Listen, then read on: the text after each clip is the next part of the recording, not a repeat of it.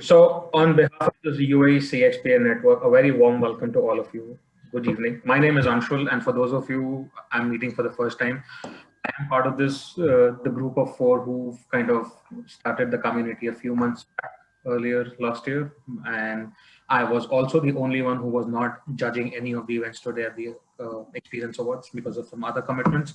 But lovely to have you all here, some new faces that I'm meeting for the first time. But that's the agenda behind why the four of us came together to have this group in the first place, is to network and connect with more CX professionals within the region, within the country, and so on. So without further ado, I will just quickly take you guys through the agenda that we have for today.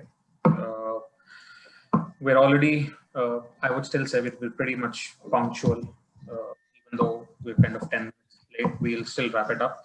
So how it's gonna go is, as more members keep coming in, we'll keep having them through.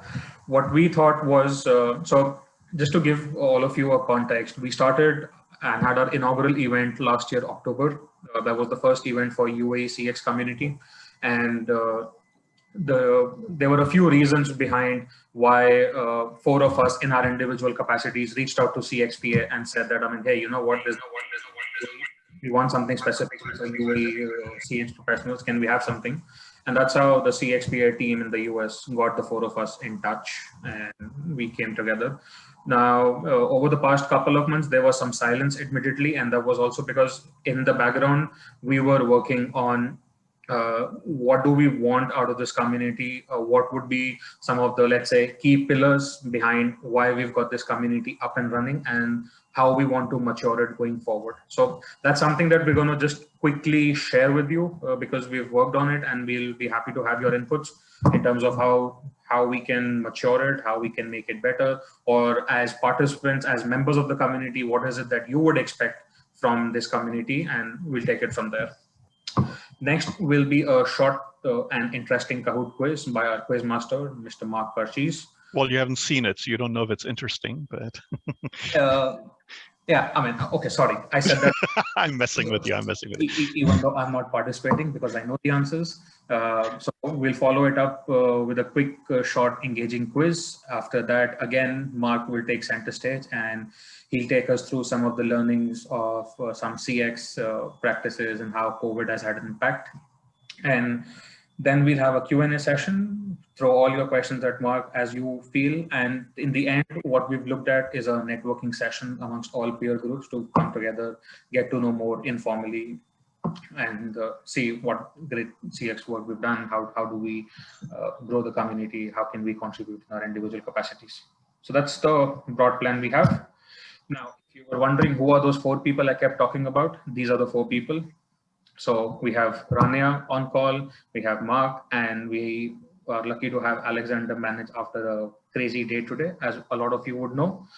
So we're the ones who kind of, let's say, started this community, but when we say that, I mean, by no means we are the true custodians. Everyone who's a member of this community in their equal fair capacity has the free will to contribute to, whether it's sharing CX knowledge, whether it's learning from each other, and so on and so forth. Yeah.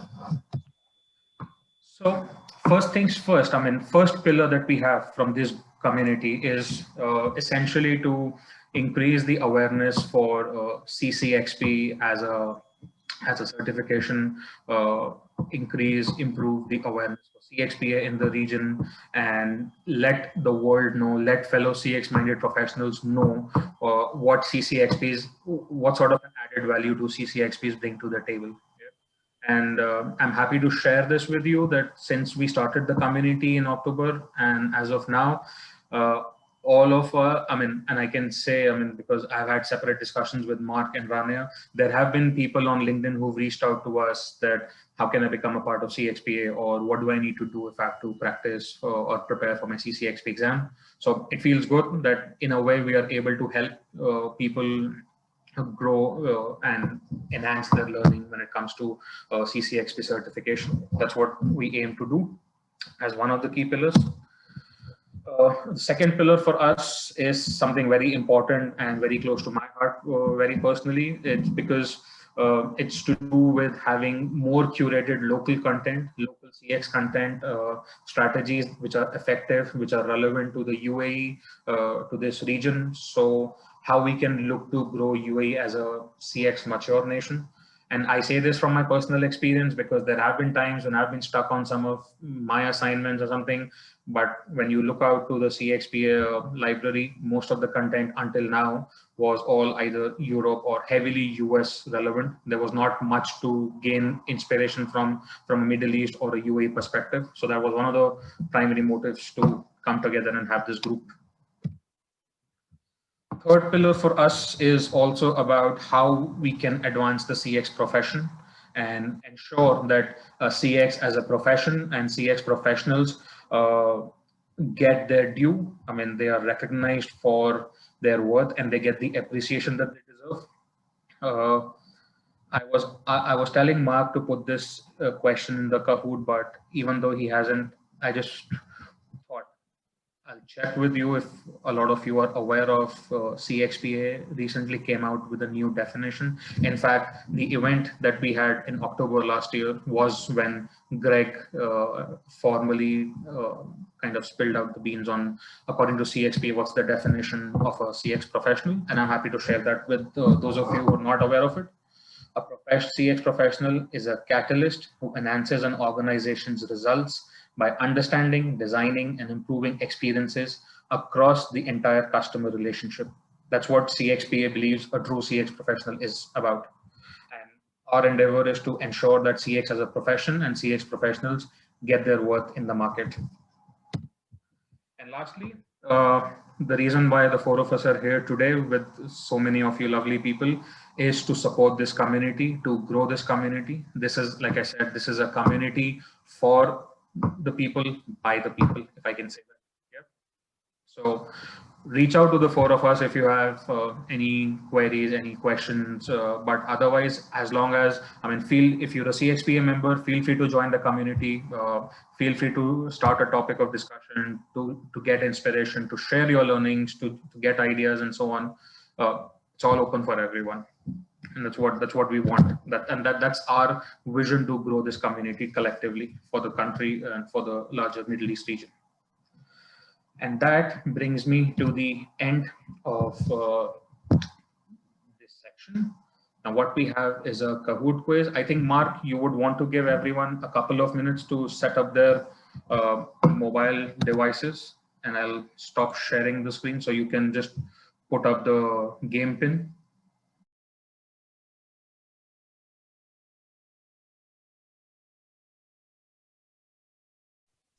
So we will actually be playing a Kahoot now, which is a quick quiz. If you have kids and they're doing homeschooling, you probably have seen that. It's like the big rave in schools to get like learning content over in a fun way. So pop quiz or kind of like bar quizzes are kind of like taking over at the moment.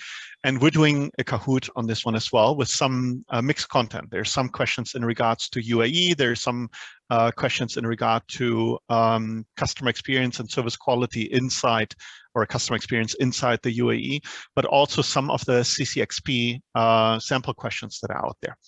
So if you, so just as a heads up, it's best played if you see the questions on your main computer, and I will actually share the Kahoot in a moment officially on the computer. And then if you have a mobile device like a phone that you can kind of like enable internet-wise to answer the question. So it kind of like speeds up significantly the response time and therefore increases the points that you will have. The cool thing today is that we're actually having quite good prizes. And since we have not the large lot that we initially anticipated, but it's kind of like increasing your chances to really get something big out of this. So the first prize is actually sponsored by Awards International to be an annual CXPA membership. So if you are already a member, then the next renewal can be used for this. And then for the second and third prize, we have the customer experience book. So the customer experience one. There was a second book that came out afterwards, and we're writing on the third book right now, on the third in the series. But there come some really good ideas and aligned with the CCXP knowledge areas as well from practitioners to showcase customer experience ideas behind it. So the game pin that you would need to use, it's actually starting up right now, will be 2439034. So if you have your phone open, you will actually see that there's kind of like a place where you can put the game pin in.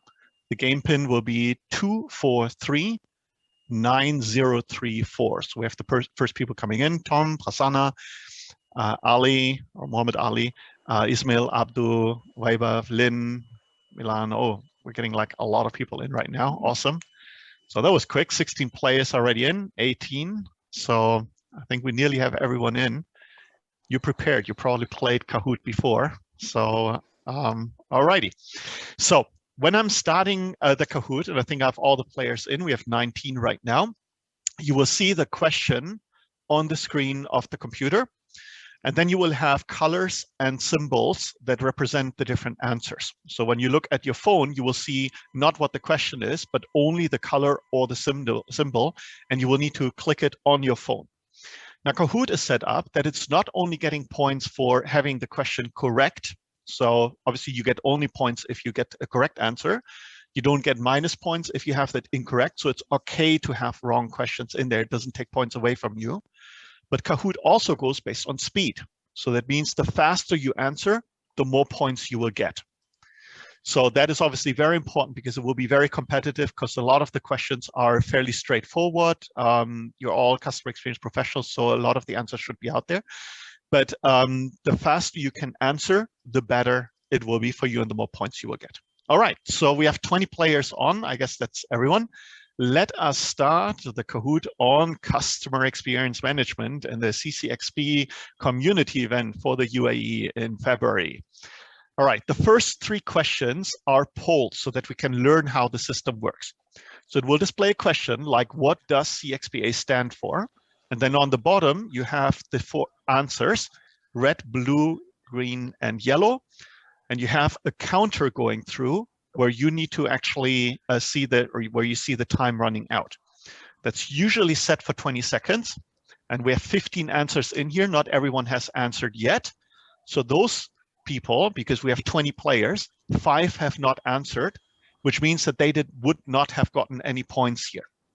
So the CXPA actually stands for Customer Experience Professionals Association. And 2/3 of the people, 10 out of the 15 answers, were correct. All right, so this is how the game plays. I hope that is clear. We have 2 more trial runs out here as polls, and then we go for the actual questions. We're still practicing here. All right. The next person that, or the next poll that comes in, which of the following are you? And in this case, you can answer multiple ones. So are you a CXPA paying member? Are you a CXPA non-paying member? So just member on the website, but you're not a member yet. Are you also maybe a CCXP, or do you have any other CX certifications? So again, multiple answers are possible. So in this case, we got like a lot of paying members and non-paying members in, and also several CCXPs and other certifications as well. Now, you saw that the time was running out pretty quickly. So again, you need to answer very fast on your phone when you're going through. Okay, the last poll question, the last time to practice: where are you located? Are you in the UAE? Are you in the GCC, meaning non-UAE? Are you in the Middle East, which is non-GCC? Or are you international from outside the Middle East right now? Okay, so we got 17 answers in. We had 20 people initially, so hope that no one kind of like dropped off. 18, there we go, time is up. So we have 10 people from the UAE, but we have quite some international participation out here, so very well done. All right, so I hope by now everyone understands what the rules are, how the game is played. We're now going through, and I will start the first question. So this is the live questions that are going on. So question number 1. What year was the UAE founded? Was it in 1961, 1970, 1971, or 1977? We all know UAE National Day is December 2nd, but which year was it founded? So we have 16 answers in, 17, 18, So maybe some players dropped off, and in fact, it was 1971. Now, don't fret. Again, some people kind of like, there's enough questions to catch up on this, but let's see who was the fastest of the 11 to get the points. And that was Ismail. So very fast, got 938 points out of the first round. Then comes B, Ali, Tom, and Bala. All right, ready for the second question? It's coming up right now. And the question is, what is the date when the UAE made it to Mars? Was it February 9th, 2020? February 9th, 2021? Was it 20th July 2020? Or 10th of February 2021? 17, 18 answers in. So I think that's the place that we currently have. 19. Okay, we have some people joining in now. Okay. And the correct answer, in fact, was February 9th, 2021. The 20th of July 2020 was when it actually started, so that might have thrown some people off. So, and the February timeframe, it was, well, depending on which time zone you are, but actually it was on the 9th of February. All right, so let's see if there's any changes in the top here. So Ismail was still the fastest in answering, but Tom and Mohammed both joined up or moved up. And Ali and Vaibhav are still in the top 5. So, and Lance is the highest climber on this one, so very fast and probably answered correctly. Congratulations on that. All right, next question up. Question number 3 for this, or 6 out of 14. Who was the first UAE Minister of Happiness? Was this Her Excellency Reem Al Hashimi, Her Excellency Uhud Al Rumi, Her Excellency Mariam Al Rumi, or Her Excellency Noura Al Kabi? All right, so answers are coming in. 19 answers. So everyone answered out here. So let's see if that is changing the field. Actually, it was Her Excellency Uhud Al Rumi. And this is obviously a little bit of a trick question, because while she was the first UAE Minister of Happiness, she's now actually the Minister of State for Government Development and Future. But the other 3 ladies on there are also very significant in there, in that Reem Al Hashimi is the Minister of State for International Cooperation, Mariam Al Rumi is the Minister of Social Affairs, and Noura Al Kabi is the Minister of Culture and Knowledge Development. So all very famous and very well-known females in this country. All right, so let's see if that made any changes in the top 5. And actually, yes, it did. Rees actually moved up with the highest answer streak of 3 correct, with 2,229 points right now. B and number 2 moved up. Ismail, Tom, and Mohammed in the pursuit on this. So again, the questions are not all easy, so there's still time to come up, so don't give up yet. All right, next question up is a quick question. Which of these UAE brands is not an official sponsor of Expo 2020? Is it Fab, Etisalat, Emirates MBD, or Emirates Airlines? Which one is not an Expo sponsor? So we're at 19 questions right now. All right. And it is, in fact, Fab. 12 people have that correct. So that will definitely make some changes in the top as well, I guess. So let's see what happened. Oh, yes, B actually moved into the top spot. And then comes Tom, Ismail, Vaibhav, and Natalia is in the top 5. Congratulations on that one. And Rez has now the highest answer streak recently with 3 correct ones. All right. Next question up. When did the UAE launch the Mystery Shopper app for the public to rate government services in the UAE? Was it June 2017, August 2018, January 2019, or March 2020? When did the UAE start the app, the Mystery Shopper app? Okay, so we have 19 questions in. And the correct answer is, in fact, March 2020. Now, this is a little bit tricky because the mystery shopping is actually going on for close to, I think, 30 years was when the first mystery shopping took place. And it's taken quite serious in any type of assessment that is taking place where the government in the CX, mystery shopping is an integral part, but they made it easier now with the app.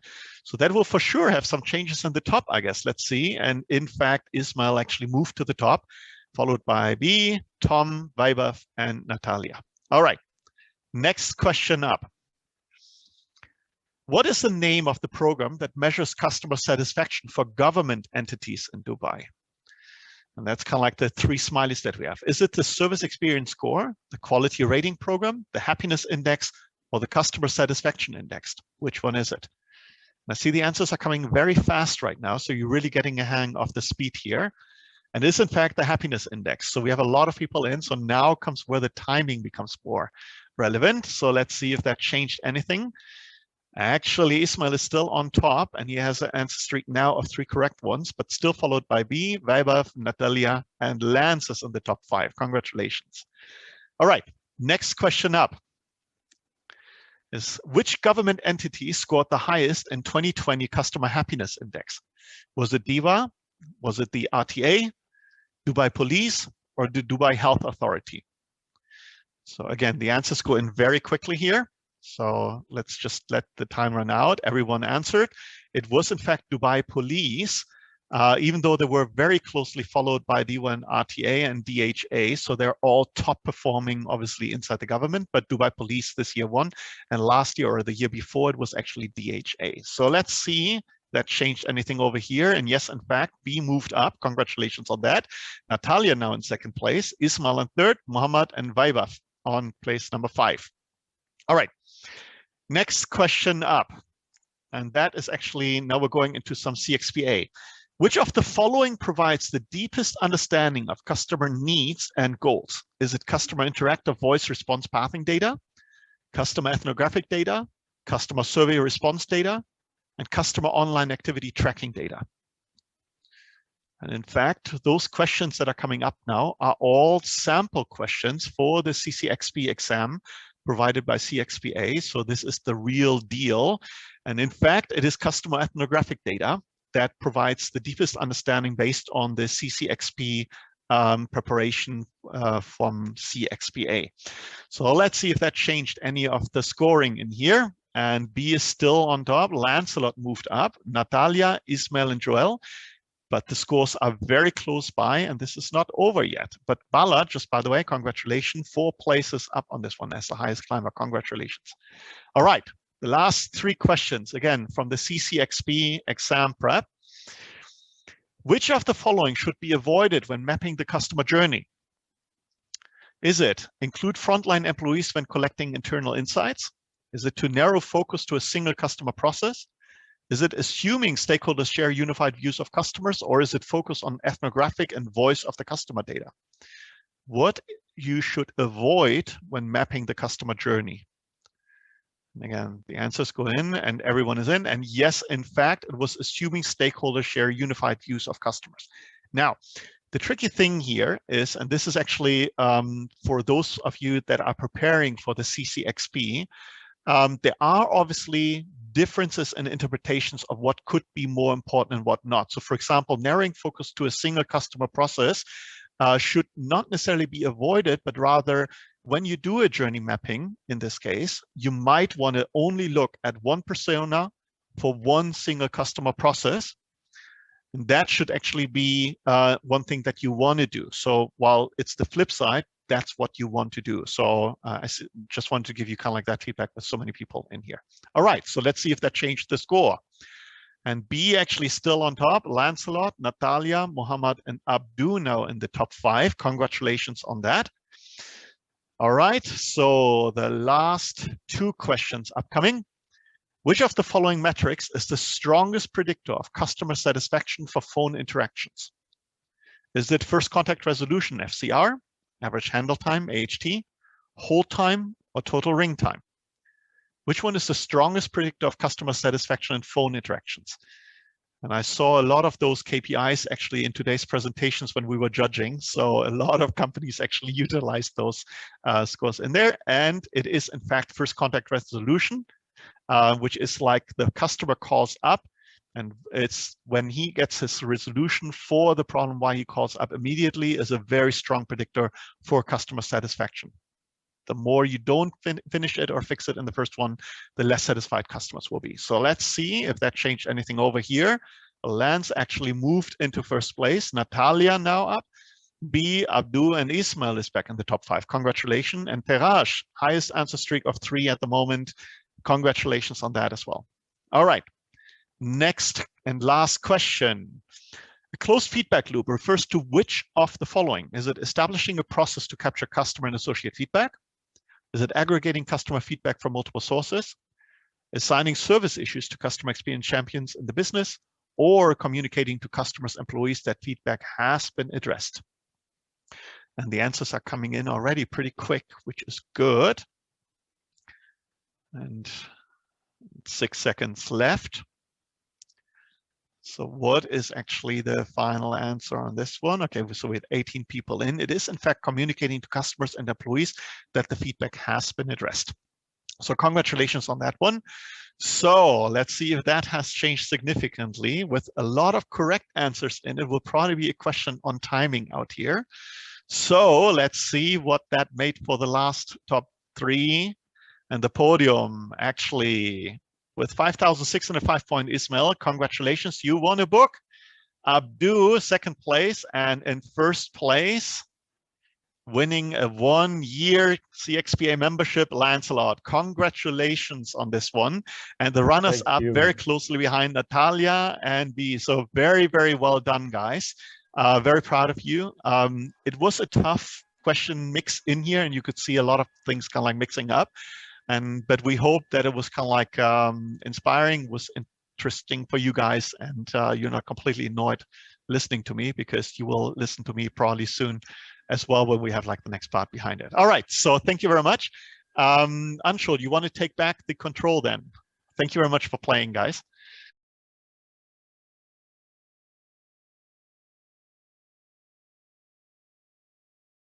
Yes, of course. Sure.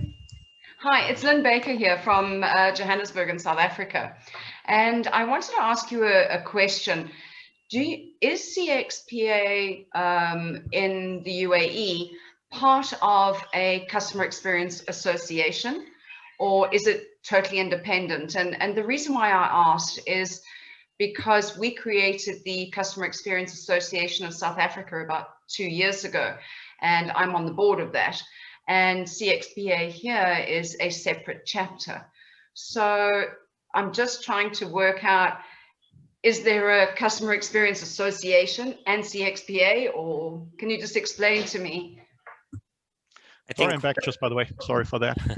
No like problem. Too much excitement. I'm happy to answer. No, we are actually the local chapter of the CXPA, of the global organization of the CXPA.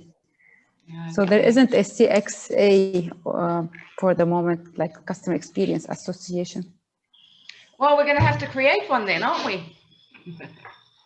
Well, I'm not sure if we need to. I mean, I think the more we consolidate, the better, because then it will be good, as we said, the 4 pillars, especially the local content. That's an area I'm also struggling. I've been here for 17 years in the UAE, and a lot of benchmarking, lots of cases and success stories. Some of them are not 100% applicable, and that's why we want really to curate all of us together and put our minds and efforts together to get and benefit from each other's knowledge, I would say. Yeah. I think it's. Would you accept people from other countries? It's just, I go to Dubai fairly often. Well, when I'm allowed to, when COVID isn't around.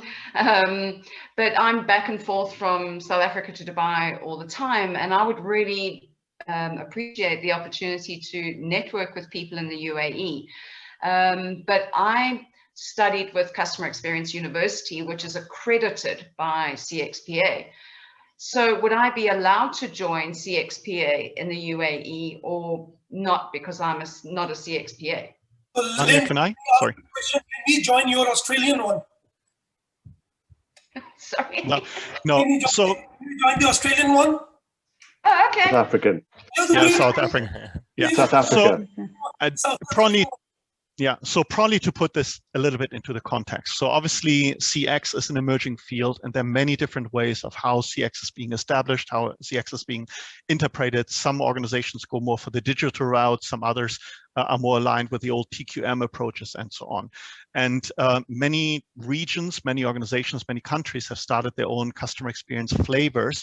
That's why you have kind of like going several years back, many organizations specifically for their countries. What CXPA has done, and this is I think where the big difference is, it's a professional organization where the professionals have come together and actually made a consensus of what globally is kind of like a drive for what customer experience is. And they built a framework around it with 6 building blocks. And those building blocks look at CX not only through the eyes of, let's say, a marketeer or through a digital person or an operations person, but rather what the whole field of CX is really all about. The second thing what they did is they built around that a certification program, which is totally independent. It's not commercialized and therefore is probably of a higher standing than like you attend a 3-day training and at the end you do like a half-an-hour test and you get an accreditation. So the CXPA is totally independent, is totally driven based on practitioner knowledge, and therefore probably, I don't want to call it the gold standard, but one of the best certification programs that is out there at the moment. Now, in line with that, and this comes to your next question, can you join in? So CXPA is obviously a membership organization, similar to American Society for Quality, PMI, and many others. So you get more value if you become a paying member. So there's content on the site, which is curated by all the practitioners out in the world that you get access to when you're a paying member. But CXPA is not excluding practitioners if they don't want to be a paying member. So you can still sign up and join in the community events. You can still mingle with people. But of course, you're not getting the full benefit and the value out of what CXPA can offer. Now, in regards to how do we spread the word? And as Rania said, there are a lot of local chapters all around the world. There's at least 20 in the US.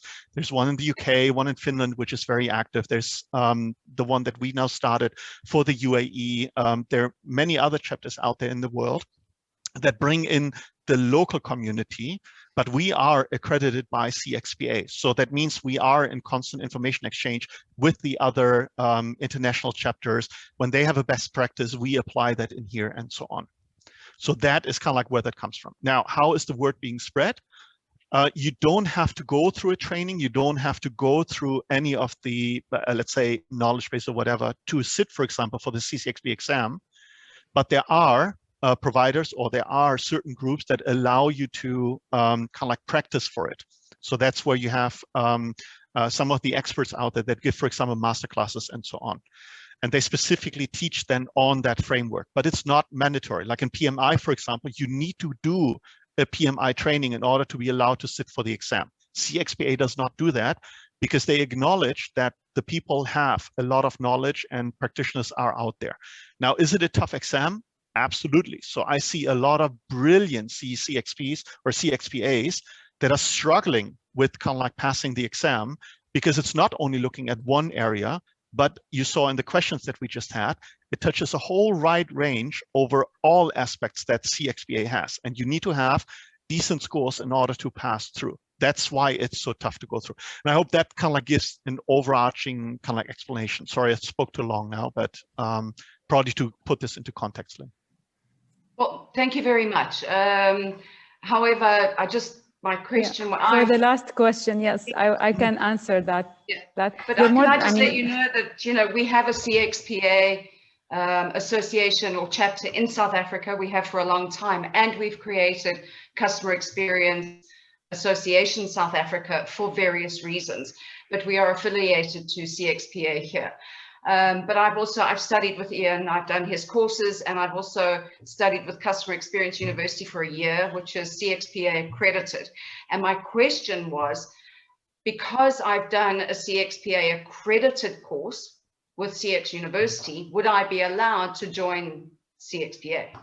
You can actually join CXPA even without having the courses done and without being a CCXP. It's just that it's kind of like the icing on the cake, because the CCXP certification, Certified Customer Experience Professional, is actually the independent validation and evaluation of your knowledge level behind it.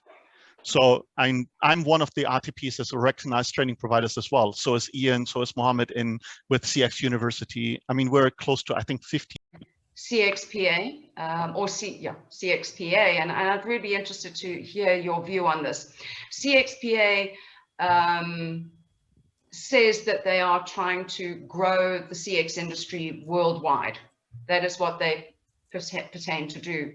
However, they don't allow people who don't have a formal degree to study with CXPA. And in my mind, I found that that is a very exclusive, in terms of excluding people approach, when we're in an industry that really our philosophy is about inclusion. And I've had this argument with many people, but that's my feeling. It's one of the sincere objections I have to CXPA is that, well, if we're here as a global community to develop people and grow people and learn from each other, how can we exclude people from this learning if they don't have a degree? Yeah, and probably, again, I'm one of the recognized training providers, so I am confronted with questions like that as well. So it is not quite like that. CXPA is a professional association, and anyone can join that regardless of background or degree. If you're interested in CX, you can join the association and you can be a member of that. Now, when it comes to the certification, there are certain minimum requirements that you should have. And one way is to either have CX experience, significant CX experience. So yes, if you're only like half a year inside CX and you believe you're an expert, you're not. And that means that you cannot sit the CCXP exam because it's intended to be more aligned with kind of like the knowledge level of a practitioner, a true practitioner. You can reduce the requirements of the work experience by having a bachelor degree. And that's a very similar situation, for example, for the certified, like if you have a bachelor or kind of like any type of degree, will allow you to reduce your requirement of professional. And that's the same thing as American Society for Quality has for the CMQ or for the Six Sigma, the same thing that PMI has for saying you need to have 7,500 project management hours to be a PMP, and only, I think, 3,500 for the CAPM. So requirements are set in place in order to allow practitioners to come together. What CXPA specifically wants to prevent is that we're overloaded with marketeers that did nothing else than actually doing pretty presentations and say they understand the customer, have maybe kind of like attended a 3-day training and say, I'm now a global expert or kind of like a master in customer experience management, just because they sat through 3 days of training. You are not a practitioner and you're not understanding if you're part behind it. So the experience part behind it is very important inside the CCXP or kind of like the CXPA. But I want to be clear here, that's only for the certification. You can still be a member of CXPA, even if you have not been exposed whatsoever before. If you want to start learning in CX and you have no background whatsoever, you can still join in as a member. Actually, it's a great knowledge for a starting point for anyone who would like to start to know more. The restrictions are only on the certification itself, not on the membership. So in that standpoint, it's definitely inclusive. And I can see that Ismail has written also that if you have a bachelor, you need 3 years of experience. If you have a high school diploma, you will need 5 years of experience. 5 years, correct. Yeah, that's actually, Lynn, you're asking the very question that I've been trying to understand as well, because my position is that I've been trying to look for a professional qualification that I can get my board to buy into from the UK, although I'm based in Spain as our main centre. And we've been debating around COPC and CXPA and which one is the better one to use to retain our top people, because both of them are a significant cost investment, and both of them have a certain requirement. And my feedback from the CXPA was that 5 years plus the American equivalent of a high school diploma, or the degree with 3 years experience. But I think that I have the same argument that COPC across, I'm based in Spain, and I think there are only maybe a handful of people who have taken the certification. So it's still not terribly well known. It's growing in the UK, it's growing in Holland, it's not growing across the rest of the European countries. And therefore, it's still a little bit of a mystery to people that I'm saying, let's invest several thousand euros from a training budget to do this, where they're very familiar with COPC, which is far more expensive and much more portable for people to leave as well. And it is one of those things you mentioned, Mark, you can go on a 2-day course, cram an exam, and you're suddenly 6,000 euros later, you're qualified, and you forget it 2 weeks later. So you might guess I'm not a fan of COPC, having done it. Yeah. But it is a tough sell in for a lot of organizations in regions that are not yet familiar with it. And that's partly why we're looking at the Middle East. We service some of the Middle East from Spain, but we're looking at whether we should open here, and we're trying to gain that understanding of the work that you do here is way ahead of the work that people do in most of mainland Europe. And that's really why I wanted to join this group and understand a lot about it. Yeah, and I think what Tom points out here is CXPA is independent and is not commercialized. So that means that it's really about the knowledge. I mean, you can go to many different consultancies out there and you get accredited or whatever fancy titles are behind it. And when you kind of like really look behind it, who is the accrediting person or the accrediting body, it's actually a private enterprise that is out there for commercials. And CXPA is different and wants to specifically stay different on that.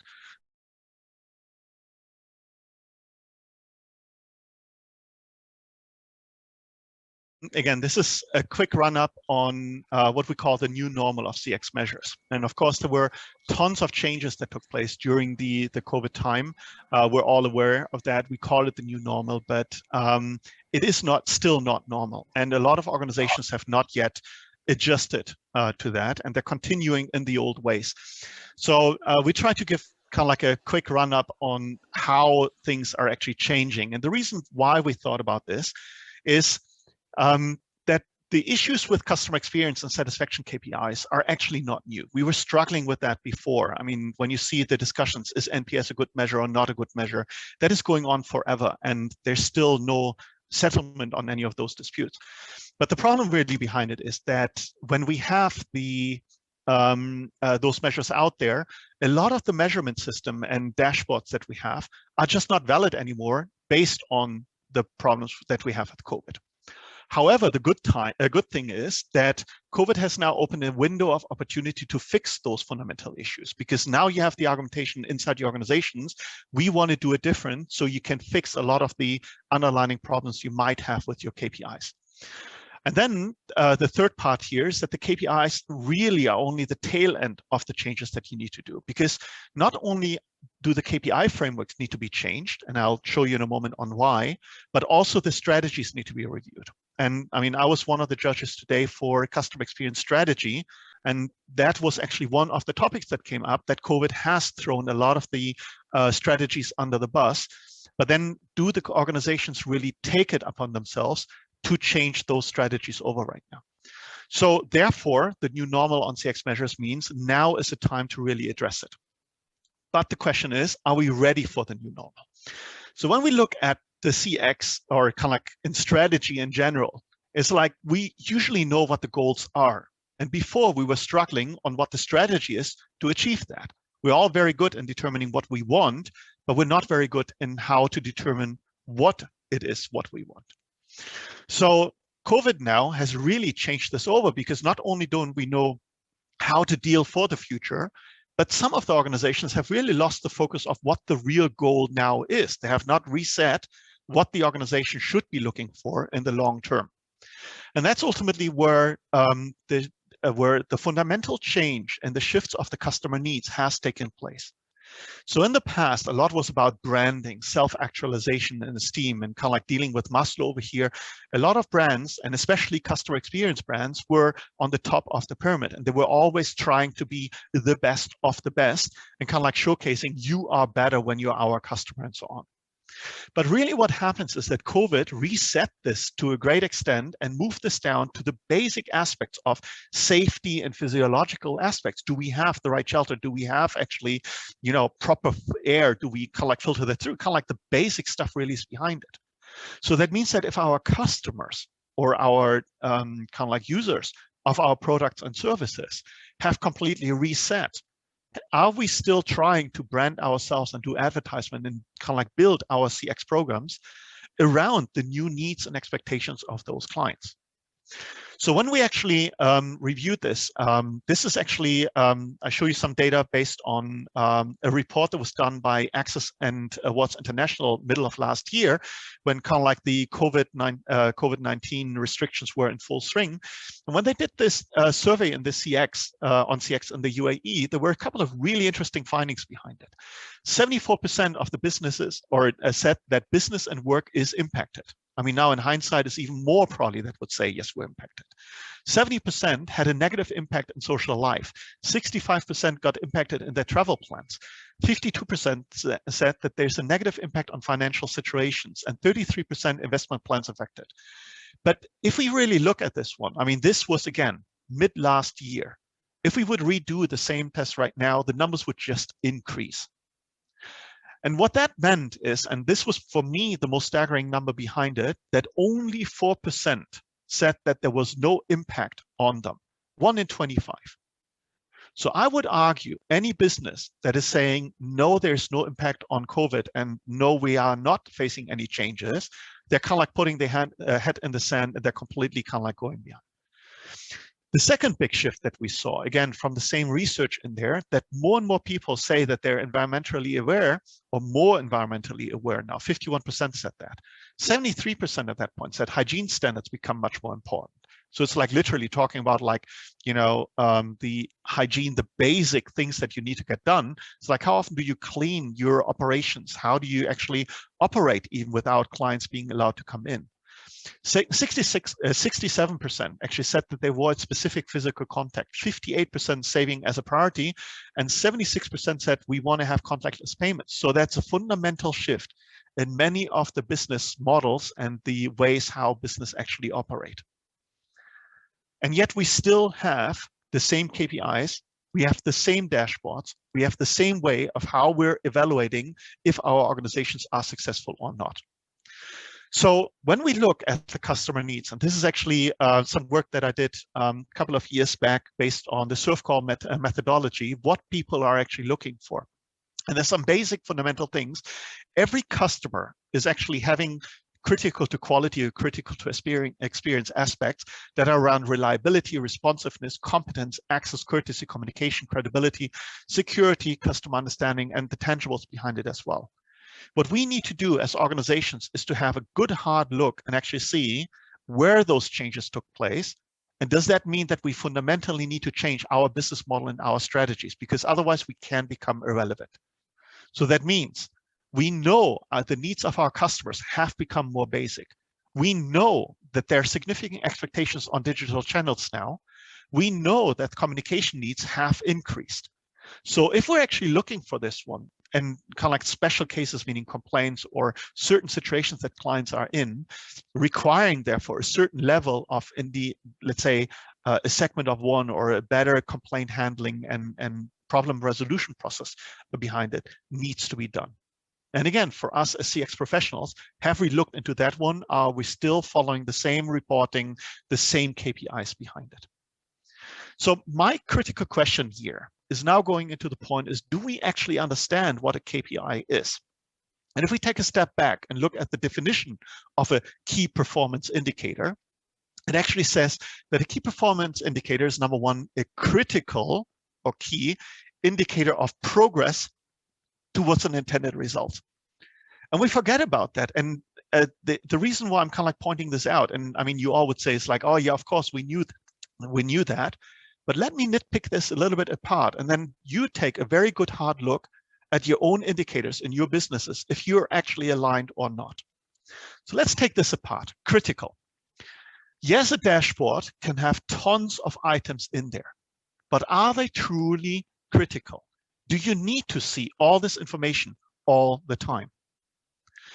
So the criticality part behind it means that it should help you focus attention on what matters the most. It's not about how many KPIs you have or how good they look, but actually that it helps focus attention on what matters most. In other words, when you show this to senior management, that they actually get something that helps them indicating or achieve the intended results. And that actually means that they provide focus for strategic and operational improvements. So less is often more, and that's where the criticality and the key aspects really come in. So if you look at a reduced dashboard, yes, there are certain aspects in here, like for example, your handbrake is on and you don't have your seatbelt on. There are indicators that say something strategically operational improvement needs to be done before you can actually get into your improvement. But once that is resolved, the indicator light goes off and you don't have to show it again until it is time again to do this. So KPI dashboards have to change over time so that they focus attention and give you the focus for strategic operational improvement. The third part here is that they need to be indicators of progress. And that's key here because it requires you to make an analytic, or they need to create an analytical basis for your decision making. In other words, if you don't see the before and after, or you look at a number in context, you will not be able to identify this. So for example, is a speed of 100 kilometers per hour bad or good? The number 100 doesn't tell you anything. It only tells you what your current speed is. If you're driving in a school zone, it's definitely too fast. If you're on Sheikh Zayed Road, or kind of like on the road over to Abu Dhabi, you can drive faster and you're probably holding up the traffic, and you might be actually in kind of like a danger for the other participants in traffic. So that means the context is important here, the context, so that you can actually do the analytical decision making in there. So that is what a KPI is really all about. So when we look now at KPIs, we need to look as what do we actually measure, and look at the KPIs that we're providing to senior management and actually identify what are we trying to tell them? What is the story we're telling them? And in reality, there are two different areas that we measure. We measure either our business or we measure the interaction with our customers, which is pretty much the CX measures. Inside our business, we have operational data, which is the facts. We are going 100 kilometers an hour. We still have half a tank of gas. We are now at kilometer X on the interstate. But they're facts and they're not in context. The context comes when we actually convert it to what we call service quality data, which means a performance of progress, or performance of the process against a standard target. And that's when they become KPIs. So the numbers themselves, the pure facts, like a NPS score, is not a KPI. You need to see, is the KPI good or bad for your industry, for what your customers are looking for. You always need to provide context, otherwise the KPI is not helpful. And then on the outside world, we have the customer experience data. For example, your voice of the customer data, which is an outside-in view of how the customer feels on what you're providing. I had to laugh when one telco organization out here went out and says, oh, we're brilliant now because our waiting lines in the call center are less than 5 minutes. It's like, yeah, have you actually done some benchmarking against what customers are really looking for lately? Because if you put it into context, maybe the internal data against the internal standard was great, but the customer was not happy against it. So what are those three parts in there? So very quickly, operational facts are usually the hard fact performance data of processes. So that means the number of transactions, time to process transactions, capacity information of channels, and so on. And the data is neutral. There's no evaluation possible because you don't put them into context of what the KPI or kind of like the intended target or the context is. So the data is often available in real time or near time. That's why we're so happy to report them. We say, oh, yesterday we had 5,000 calls, or we had that many complaints. It doesn't really help you. You need to put them into context. So aspects like average talk time or average handle time, the number of transactions, number of complaints, the operational measures, they measure how good or bad you're doing against your budget, against how many people you have. But they're not KPIs, especially not in the context with customers.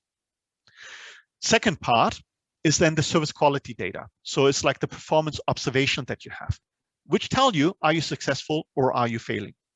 And that is ultimately when you put ratios against it. So it's like 95% success rate. Doesn't mean that the customer is happy about it, but if you said 95% is what you want to achieve, why do you strive for 98% or even 100%? If 95 was the target that strategically is okay for your customer, then you should hit 95, not 94, and not 96. So failure often results in customer dissatisfaction. So if you say, for example, if you have, let's say, 95% success rate, you need to look really hard. Why are you willing to fail 1 in 20 customers? So you need to look at the unsuccessful rates in those specific aspects. So service quality data can usually be made available in real time, but it's often restricted because you have like mystery shopping, or you have kind of like dashboards that need to be created.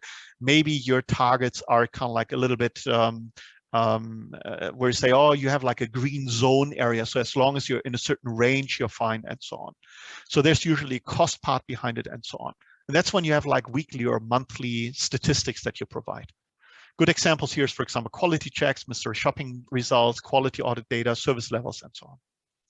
For the CX side, what you're looking for is the customer experience data, meaning feedback or observational data on customer reaction to an outcome. So it doesn't mean that the customer has to give you direct feedback here. So it's not only about surveys. It's also when you observe the activities that a customer is doing. How long do they stay with you? What are kind of like the turnover? Customers voting by their feet and leaving you and things like that. So there are many different ways of how you can actually measure how the customer experience is taking place. In social media, you can have like sentiment analysis and so on.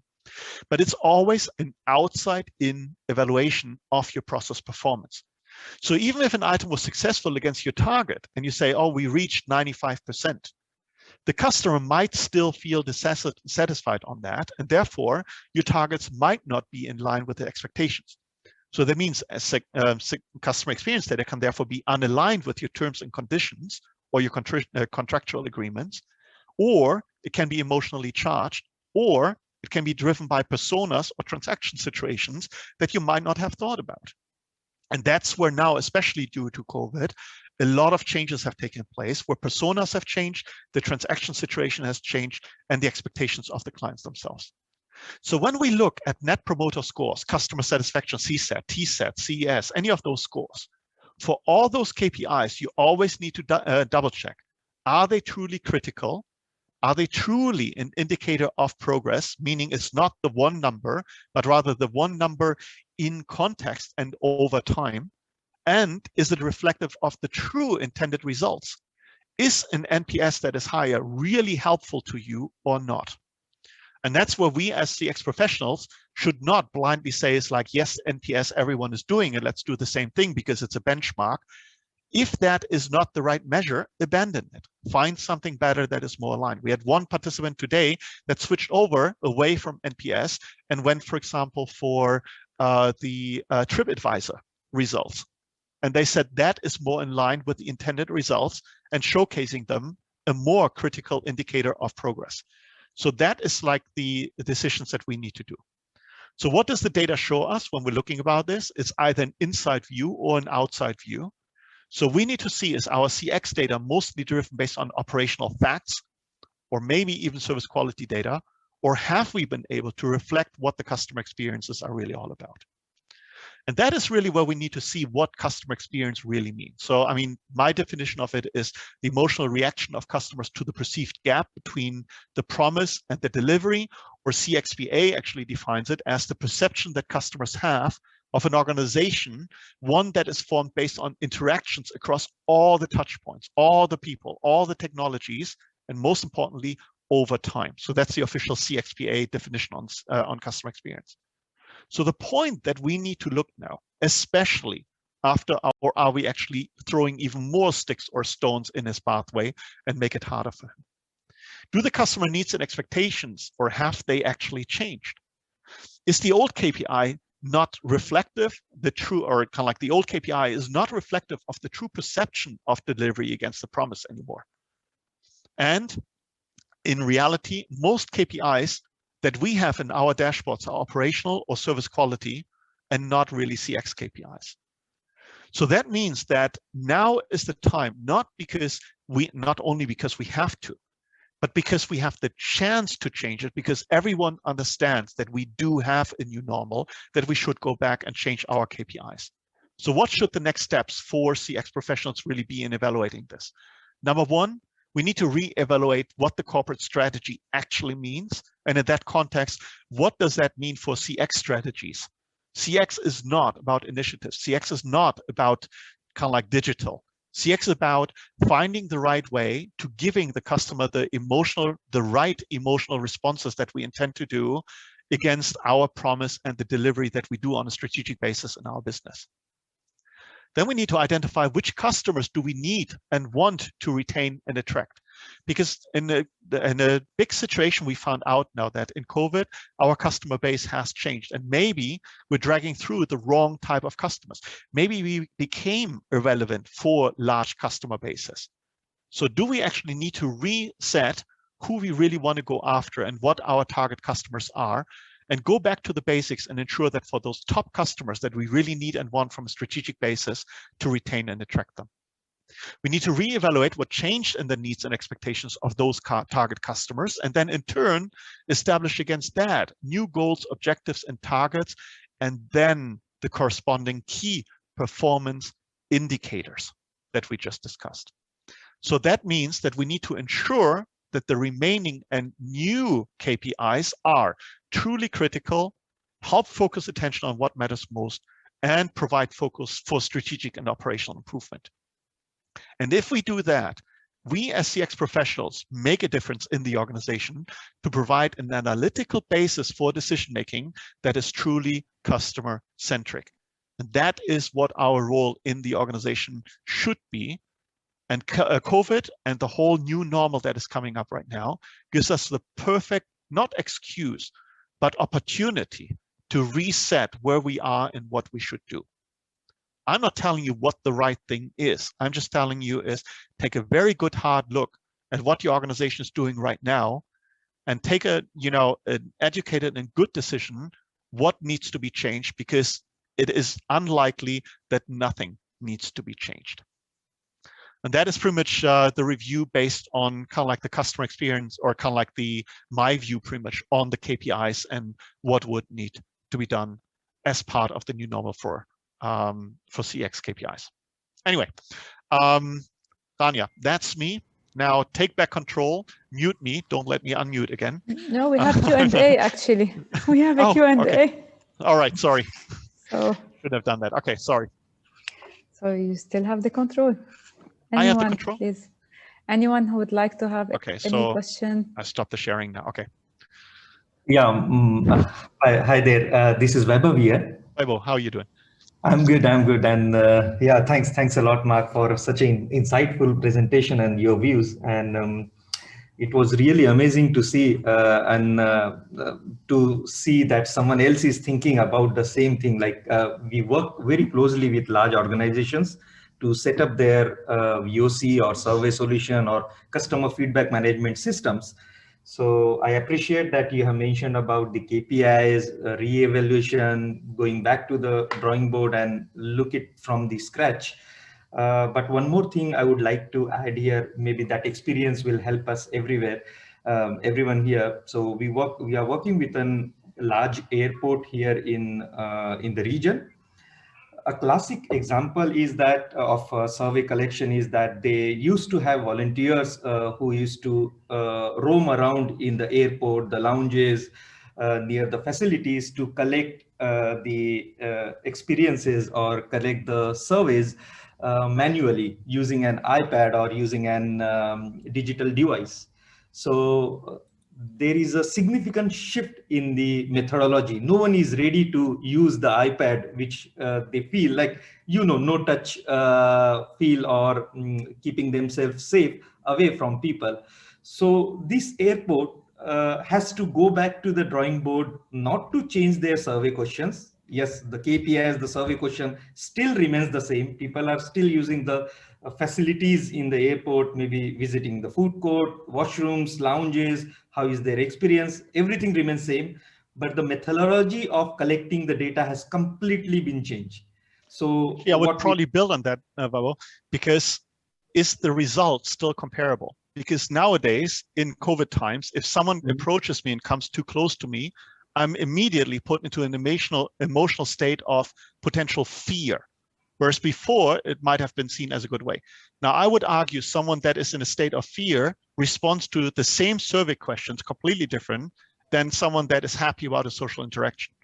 And that is kind of like where, even though it's the same persona, it's the same person in the new normal, with the same question, you will get differences in results. So that means that you cannot compare, even though everything appears to be exactly the same, the data from before to the data now. And therefore, it might be even better to even change the question to reflect the significant change in underlying, let's say, situations, and to break with the old and actually say, okay, here is the new way on how we're approaching it going forward. So just kind of like to build on top of that. Yeah, I'm in complete agreement with that. But the point what I was trying to make here is that we change the methodology to collect the surveys altogether. So rather than a person going with an iPad or a digital device, to have an questions or surveys, we are planning to put on QR codes all across the places, wherein we will also incentivize that that if you answer the survey using the QR code, we assume that most of the people or most of the passengers visiting will have a smart device, because yes, obviously, and then automatically that link will redirect them to a very basic questionnaire, and if they answer, they might be entitled for a small value of food coupon which they can be used. Okay, So but in this case, okay, again, you will get different results, because by the sheer fact that you're changing the administration on how you ask them will also change the self-selected sample. So statistically, you cannot compare the data before to now, because before you randomly selected the people, now it's a self-selection. I, for example, don't use QR codes. So while you might have had me in the sample before, you will not have me in the sample going forward. So that means that you cannot compare the samples from before and after, therefore your results are not comparable anymore. And that's actually one of the dangers that we have right now. Everything has so fundamentally changed that we should not actually follow the same KPIs and actually say, oh yeah, there's a trend continuation, or yeah, we have a drop in responses, and then actually say, oh, it was because of COVID. No, it's not because of COVID. It's because we are fundamentally changing the administration of our surveys. And that's kind of like where it becomes very tricky. And I get frustrated at times when people say, oh yeah, we're doing so well because we now ask the customers after a phone call, like when they call our call center, and then we have like the self-selected kind of like, do you want to be part of this? Well, if I'm a happy customer because I never have to call you, because I'm not calling you because I love you, I call you because you have failed me, that I had to call you, which is kind of like something bad, you automatically have a selection. It's a subset of your population. And therefore, the people that respond on the call will not be reflective of your overall customer population. So there's a fundamental flaw already in that kind of like administration of your surveys. Those are the things that we in a normal time would not be able to convince the senior management of, because they said, well, it always worked that way. Let's just continue because the results are good.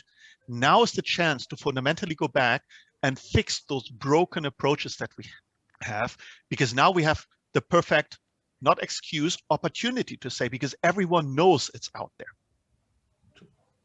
Yeah. Thanks, Marc, for sharing. No worries. Sorry. Can I go next, Marc? Come on. Sorry. It's like, Rania, you need to stop us. You're kind of like, sorry.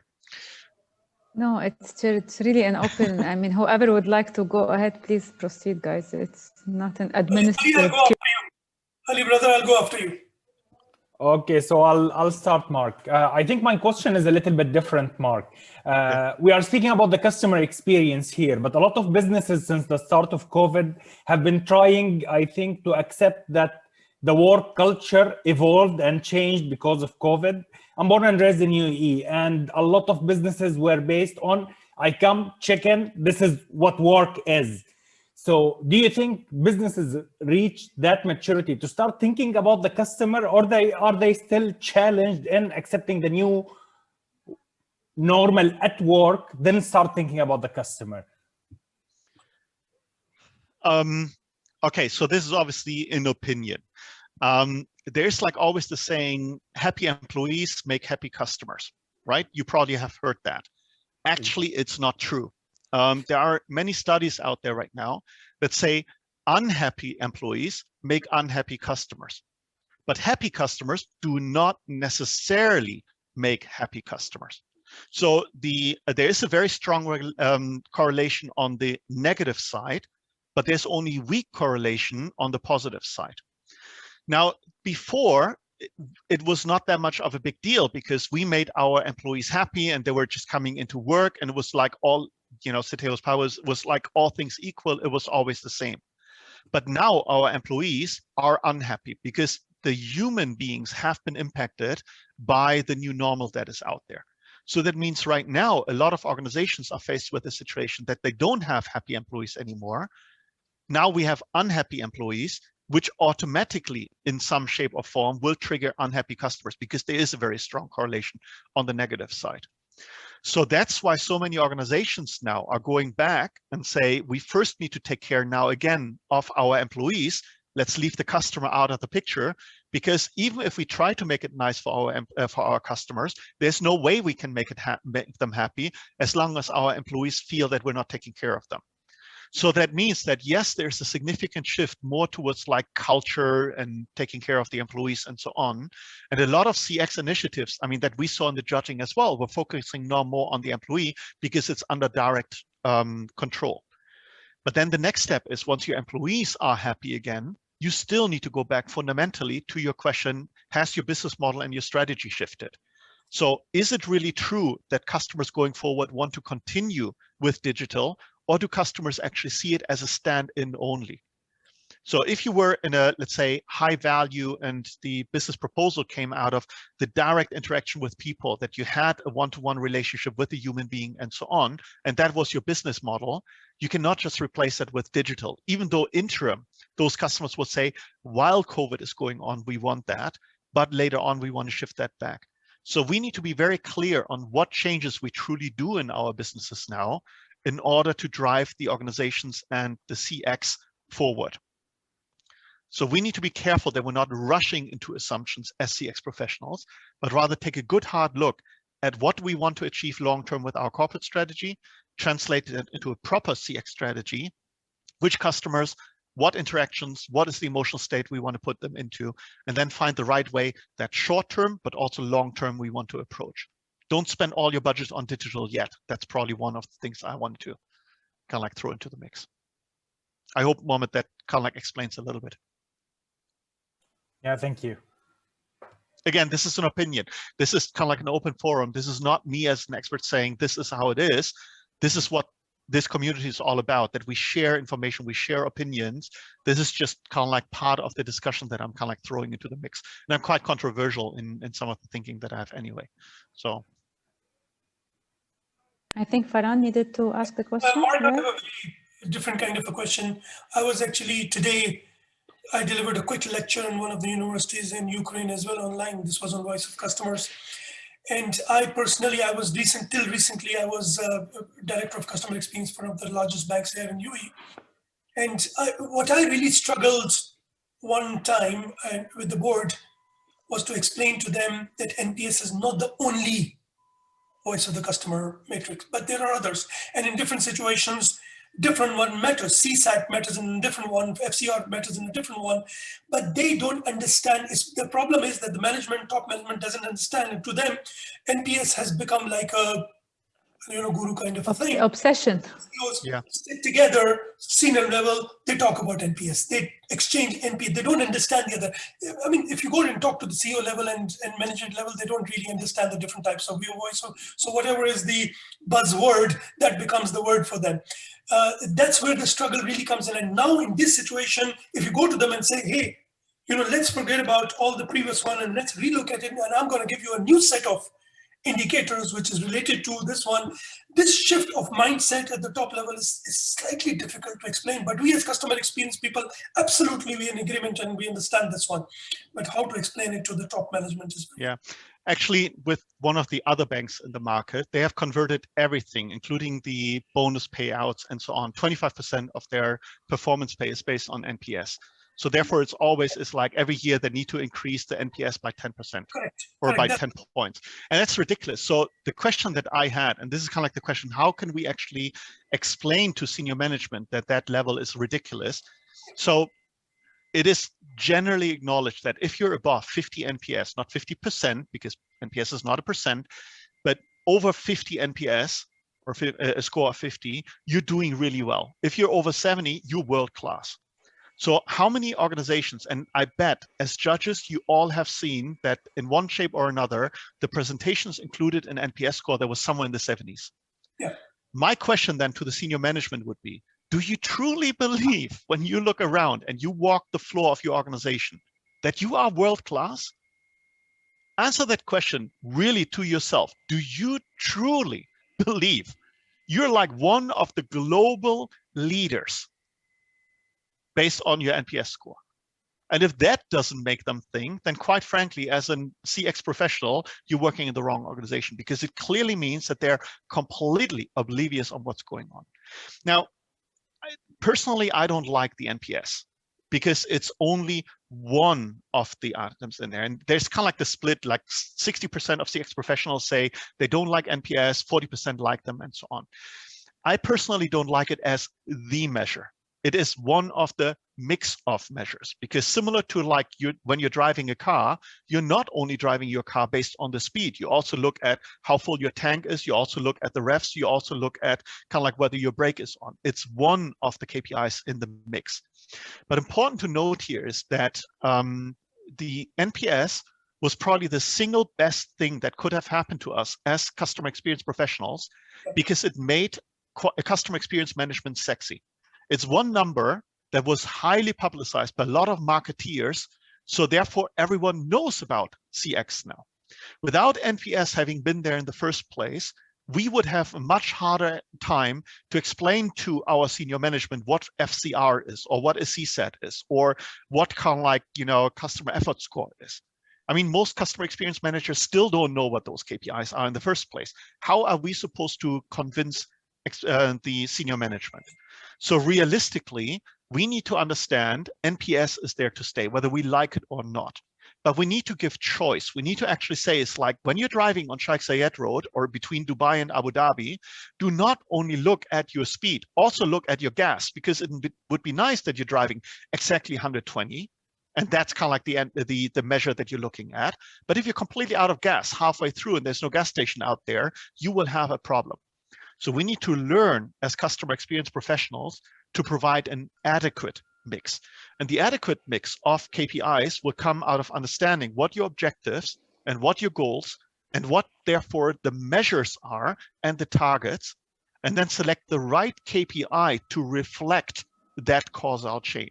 And that's where we as CX managers very often fail, because we see CX transactional or tactical and not strategic. So we always look as like the shiny initiatives that make us win an award. And you probably have seen tons of those presentations today during the awards.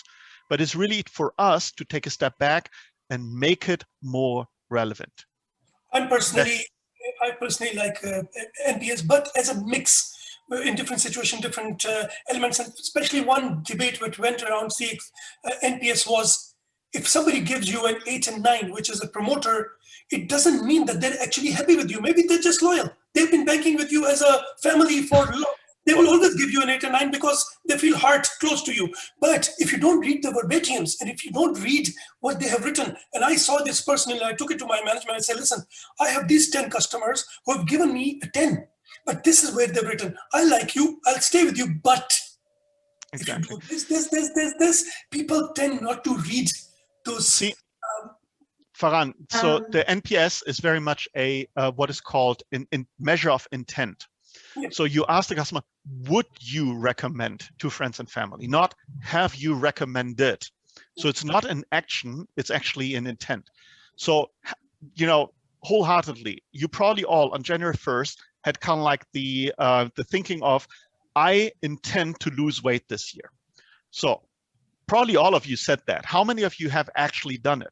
So while you gave a 9 or 10 to that measure of like, I will for sure do that, you are not following through with that. So in other words, it's kind of like an intention that is not really triggering the action behind it. And that's what one of the fundamental flaws of the NPS behind it. So we need to really correlate it back and see, is the NPS reflective of the changes in our customer portfolio? And maybe, for example, do we get the 9s and 10s from the wrong customers? Are they really kind of like, are we pleasing the wrong customers from a strategic standpoint?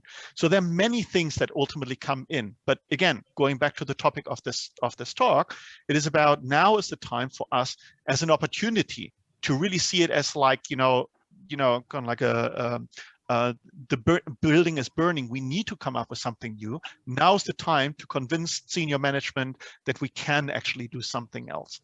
That is kind of like one of the opportunities that we really have behind this. Thank you. I would like to share an experience on this.